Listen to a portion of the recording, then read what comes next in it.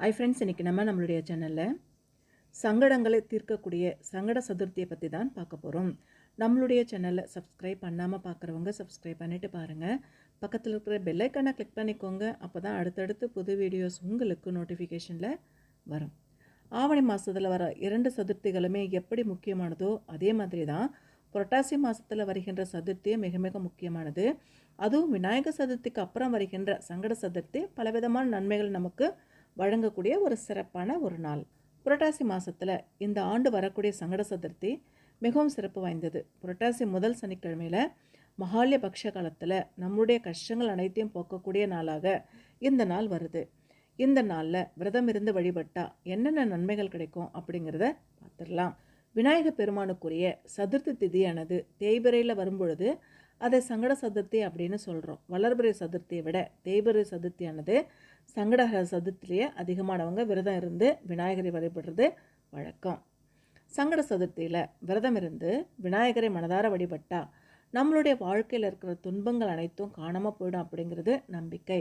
அதிலும் சில குறிப்பிட்ட மாதங்களில் வருகின்ற சங்கட சதுர்த்தி மிகவும் சக்தி வாய்ந்தது அப்படின்னு சொல்லப்படுது. ஒவ்வொரு மாதத்துலையும் வருகின்ற சங்கட சதுர்த்தி, ஒவ்வொரு மாதத்தில் வருகின்ற ஏகாதசிக்கு எப்படி தனியான ஒரு பெயரும் தனி சிறப்பும் இருக்கோ அதே மாதிரி தான் ஒவ்வொரு மாதத்தில் வருகின்ற சங்கட சதுர்த்திக்கு தனியான பெயரும் தனி சிறப்பும் இருக்குது.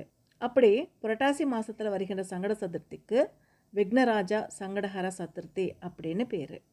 இது விநாயகர் சதுர்த்திக்கு அடுத்து வருகின்ற சங்கட சதுர்த்தி. இந்த ஆண்டு விக்னராஜா சங்கட சதுர்த்தி செப்டம்பர் மாதம் 21 சனிக்கிழமை வருது. அதுவும் புரட்டாசி மாதத்துடைய முதல் சனிக்கிழமையுடன் இணைஞ்சு வர்றது ஒரு தனி சிறப்பு. விக்னராஜா சங்கட சதுர்த்தி அப்படிங்கிறது விநாயகருடைய அருளையும் செல்வம் வெற்றி ஆகியவற்றையும் தரக்கூடியது. இது ஞானத்தையும் அதிர்ஷ்டத்தையும் தரக்கூடியது அப்படின்னும் தீய சக்திகள் கிட்ட இருந்து நம்மை பாதுகாக்கக்கூடியது அப்படின்னும் சொல்லப்படுது.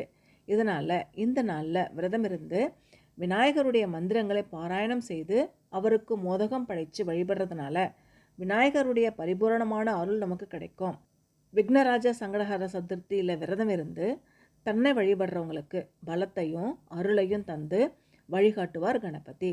அவர்களுடைய வாழ்க்கையில் இருக்கிற அனைத்து தடைகளையும் அகற்றி எப்படிப்பட்ட சவால்கள் இருந்தாலும் அதை எதிர்கொள்கிற ஆற்றலை கொடுப்பாரு விநாயகர். இறுதியாக தன்னுடைய பக்தர்களுக்கு மோட்சத்தையும் விநாயகர் கொடுப்பாரு. சங்கட சதுர்த்தியில் விரதம் எப்படி இருக்கணும் அப்படிங்கிறத பார்த்துடலாம். சங்கட சதுர்த்தி அன்னைக்கு அதிகாலையில் எழுந்து குளிச்சுட்டு வீட்டை சுத்தம் செஞ்சுட்டு விநாயகருடைய சிலை அல்லது படத்துக்கு பூக்கள் அருகம்புல் சாற்றி வழிபடணும். நைவேத்தியமாக பழங்கள் மோதகம் கொழுக்கட்டை படைச்சு வழிபடலாம்.